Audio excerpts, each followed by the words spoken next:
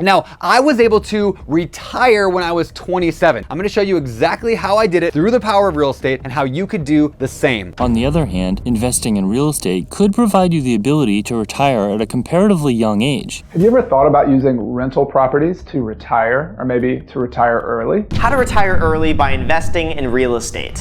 I've seen a lot of these videos when I first started real estate investing several years ago, but you know what I noticed? I haven't seen this kind of videos recently. You know why? Because it's really hard to do in today's market. Finding cash flowing deals has become much more difficult in the last 18 months due to the much higher interest rates, making the mortgage payments much higher than when we had interest rates in the 3s in the US. What if I told you it's still possible, like having enough passive income to replace your active income? The caveat is that you'll have to invest outside of your home country, Japan. So today, I'm gonna show you step by step how to retire early with real estate investing in Japan. If you're new here, my name is Shu.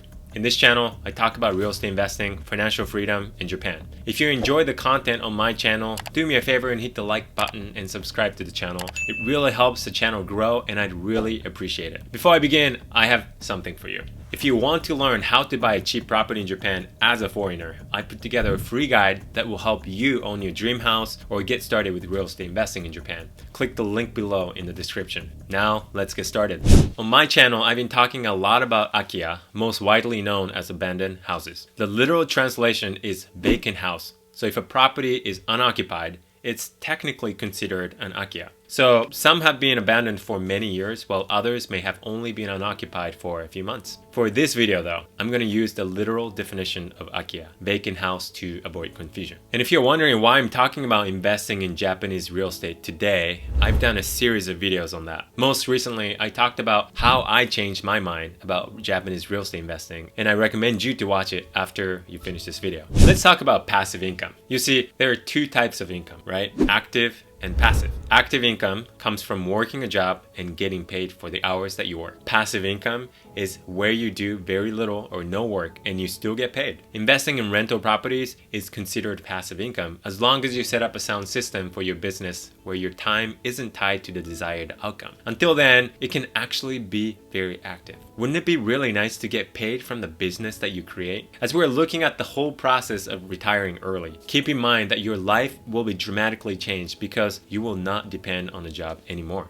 You will be financially independent, financially free, and able to do whatever you want whenever you want it. You can take a job that you know you're gonna enjoy even if it pays less than the job that you hate right now. You can take a year off from work and travel the world, or take care of your newborn child. You can start your own business, create content on YouTube, and help people achieve their financial freedom, which is what I get to do now. So, do you want to know the steps to get there? Here we go. Step 1, know your FI number. The first thing you need to do is to calculate how much money you need to cover your monthly expenses. I call this the financial independence, or FI number. Whether you're single or married, have kids or no kids, you need to figure out how much money comes out of your pocket every single month. That is normally called a budget, where you go through and itemize all of your expenses to find out how much money comes in and how much money goes out. But the first part is calculating your expenses. Make sure to include things like mortgage, rent, food, transportation, utilities, electricity, cell phone bills, insurance, entertainment, loan payments. You get the idea. By calculating your monthly expenses, you'll know how much you need to make from rental properties in order to quit the job you hate. Step 2, control your spending. Once your income from your rental property business exceeds your expenses, you have an option to quit your job because you're no longer dependent on your employer to pay you every month. Let's say you have a family of 4 who has average expenses of $4,000 a month. You will need to not only replace that amount, but you will also need to save for future investing. But most people don't save and live paycheck to paycheck. So if you're one of those people, you need to start saving or you're going to be working forever. Start small and automatically save a certain percentage of your paycheck to a different checking account every time you get paid. One of the best money lessons my mother taught me was to save a portion of my paycheck every month. Since I was 22, I've been saving a minimum 25% of my paycheck every month. I know that may sound a lot to some of you, but it's possible. I did it on the $24,000 salary annual when I got started. I'm not bragging because it was awful when I was going through it. It sucked because I felt so broke all the time, and I'm grateful I did it.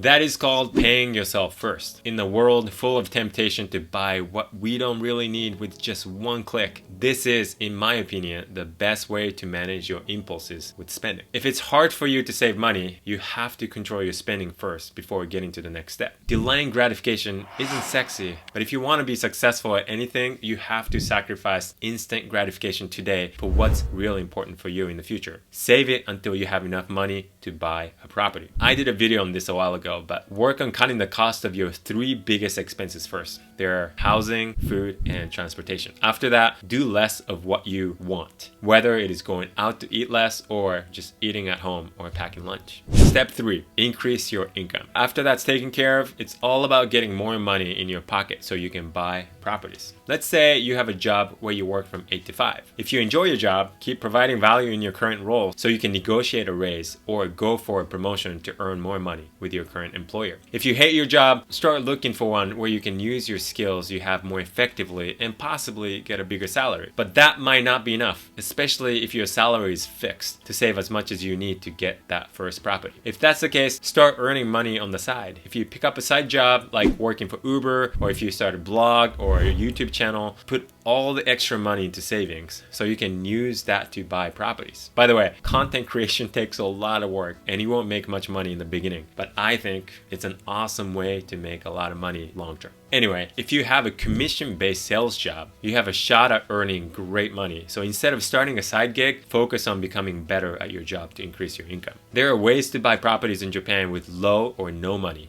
but those properties won't produce that much rental income, if any. Those Akiya in rural Japan are extremely cheap for a reason. You'll need to find Akiya in desirable locations so that you can find renters. And those properties will cost money. That's why you need to save. The good news is that how much you'll need to purchase a decent rental property all cash in Japan is about the same amount as a down payment of a decent property in many countries. For example, if you want to buy a $250,000 property with a mortgage in the US as a foreigner, you'll likely need to put down 30%, and that's $75,000. It's very possible to find a cash flowing property in Japan with $75,000 all cash. And cash offers make the closing process go faster and give you more negotiating power. Step 4, find your target income for when you retire early. Okay, now that you know your monthly expenses, let's take a look at your future spending too. You want to set a goal for the lifestyle you want in the future. Ask yourself following questions. What kind of lifestyle do I want to have in 10 years? Do I want to travel the world? Do I want to move abroad? Do I want to buy that expensive car? Think of what you want to do and how much money it is going to take to live that lifestyle. Let's say you're bringing in $4,000 a month and you want to bring in an extra $500 to go towards future spending. Make sure to add that into your target income so you know what to shoot for. What about inflation? For simplicity, let's say you're able to raise rent or charge a lease renewal fee on par with inflation in Japan. Now, you will need to find enough properties that give you $4,500 a month. Step 5, locate a good area to start investing. I've done a few videos about where to invest in Japan. I recommend you to check out this video to see the criteria look for after finishing this video. Investing in Japan can be scary, especially if you're living outside of Japan or you've never lived or spent time in Japan before. But that's okay. You just need to understand what to look for and work with a capable team on the ground to run the business for you. Let me guess, the reason why you're interested in buying a property in Japan is because you can't find a property in your country that can make you the kind of cash flow you want, and that's okay. Many houses in Japan are much cheaper than where you live, which makes it easier for you to get started right now. Step 6, determine how many properties you will need to quit your job. I've mentioned this many times in the past videos, but if you're not a resident in Japan, it'd be very difficult to get a mortgage from a Japan-based bank, unless you go big like starting a company in Japan and buy an apartment complex or commercial real estate, which I don't recommend unless you have experience in such asset classes. So your best bet is to buy your properties in cash. The biggest benefit of buying cash is that cash flow is going to be much larger than if you were to use leverage because you won't have any mortgage payments. The downside is that you'll need to come up with a lot of capital to buy these properties all cash. But like I said earlier, the good news is that it's very possible to buy a cash flowing rental property in Japan with the price of a down payment for a house in your home country. You just can't expect capital gains as properties in Japan depreciate in general. Japan is a cash flow market, and it's great if you want to replace your active income. I make it sound like it's so easy to find those cash flowing properties, but like anything good in life, it's a simple concept, but not necessarily easy to do. You might need to find properties that are off market, and you may need to talk sellers into coming down on their price. You need to have a network of people and negotiation skills. You have to do the work, but once you do the work, you will find that there are plenty of fish in the sea. In our upcoming course and coaching programs, we teach how to find these deals in Japan from start to finish. To determine how many properties you need, let's make a generalized assumption. Let's say each property you buy generates $450 in cash flow every month. This is the amount you're going to shoot for on every single property you buy. This is the minimum. If your target income is $4,500, divided that by 450, that comes to 10 properties. Remember, you're retiring early, so you need to make sure you cover all the expenses. Step 7, buy your first property. Get started so you can see what it's like earning passive income. The first property is always the hardest to get past the fear. The point of the first property isn't land on the home run deal. It's to get the experience to buy the second property. I'm not saying just buy one and figure it out, because in real estate you make money when you buy, so it's very important to know how to buy it right. But I've seen many people getting stuck with buying their first deal because they want it to be perfect. Of course, you have to study, analyze deals, and do the hard work up front, but the best way to get good at something is actually doing it. So give yourself time to educate yourself, but also have the courage to take action to get your first property. Step 8, save your money for the next property. Now you have your first rental property, you've renovated it, and you have a tenant paying every month. It will be very tempting to spend that passive income you get from your first property, but that will take away the ability to grow your real estate business faster. If you save an extra $450 a month, that's more you can put towards another property. If you're already saving $450 by living below your means, that's $900 a month you're saving. And this is called the snowball effect.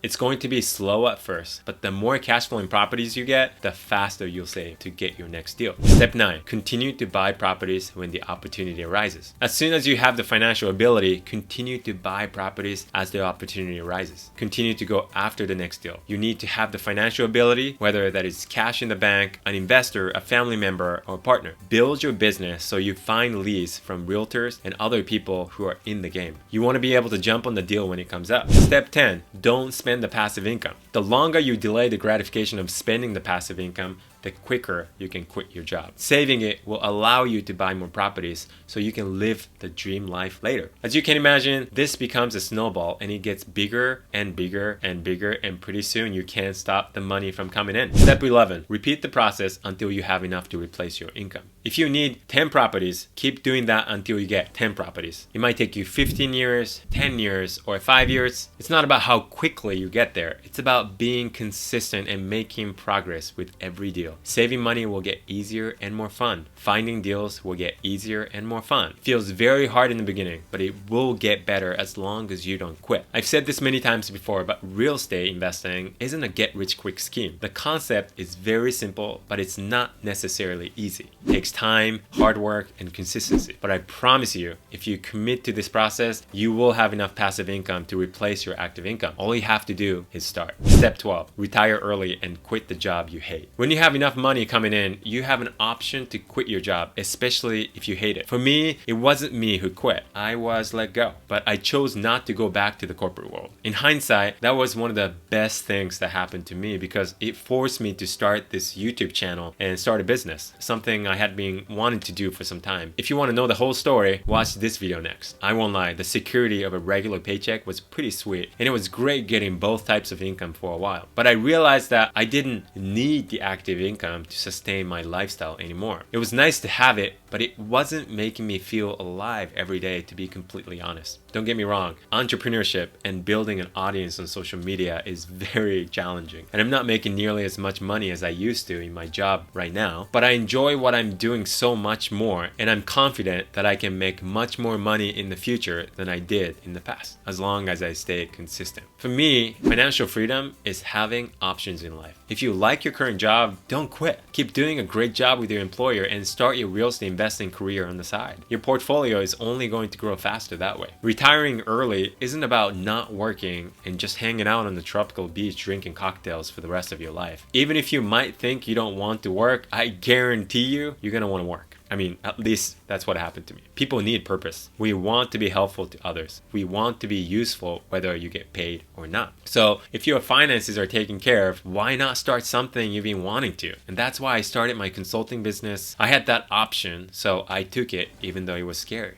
And that's the whole point of retiring early, having options and more freedom in life. There you have it. I hope this video helped you understand how to achieve financial freedom by investing in Japanese real estate. If you're interested in retiring early by real estate investing in Japan, share your FI number and how many properties you think you'll need in the comment below. Thanks for watching. I hope you enjoyed this video. If you did, be sure to hit the like button, subscribe to the channel, and share this video with someone who might benefit from this. Again, don't forget to download the free guide, How to Buy an Akiya in Japan as a Foreigner, and watch this video next for more. See you in the next one.